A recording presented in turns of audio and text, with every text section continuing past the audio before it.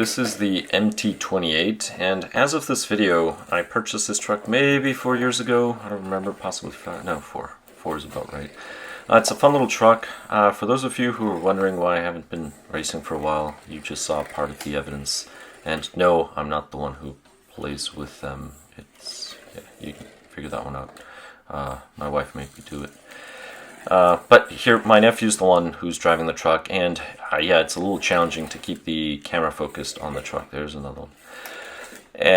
But they're really fun. It's a nice little scale. It's not too fast. Well, it depends on your space. Speed-wise, it definitely has speed. The nice thing is they're so light, it doesn't matter. There's another one. It doesn't matter what you hit, usually.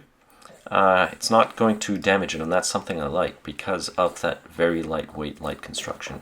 They do get stuck on hats, dolls, things like that.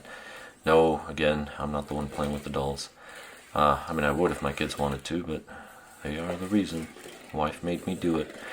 But these trucks are really nice, and they do have suspension. The suspension's interesting. I'll talk about it later once I take the TX for my nephew. On carpet, they do very well. I don't have carpet at home. I have that mat. My nephew has carpet, and he actually liked the truck so much I just gave it to him. And keep in mind that when he was younger, I mean, he's older now. Oh man, this kid's old. I think he's 12. But when he was 5, I gave him a Slash. So Slash was his very first RC. But Slash is a little too big, too heavy for indoors, but this thing is actually perfect. So the suspension in the rear, it's very nice. It's just, you know, spring loaded, 2 shocks there on each side, left and right. The front is different. It's just the arms, so it's the flex on the arms that creates the suspension, which is nice because you can crash all day long, and the chances of you breaking those suspension arms is actually pretty slim, especially because it's so light. The switch, on-off switch, is on the left side. Everything's enclosed. There's the little light, the indicator. The other side has the charging port, so you would that's where you plug in, and it's from the TX. So the transmitter, just grab the cable, plug it in.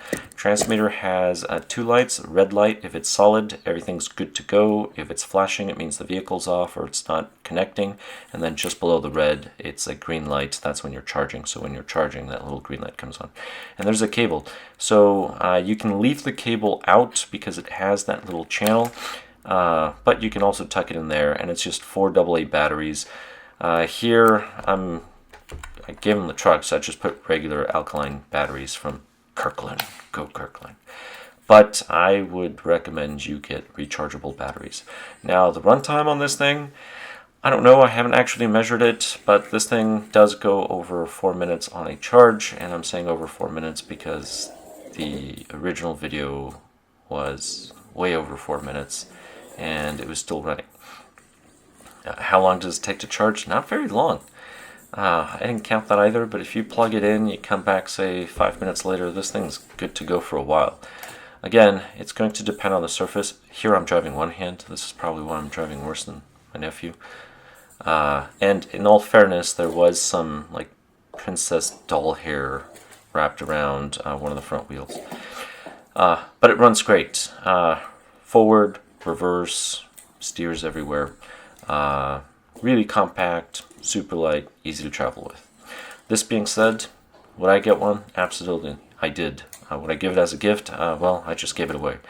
So, this being said, thank you very much for watching, and I'll catch you in the next one, hopefully soon. My wife always finds chores for me, so we'll see.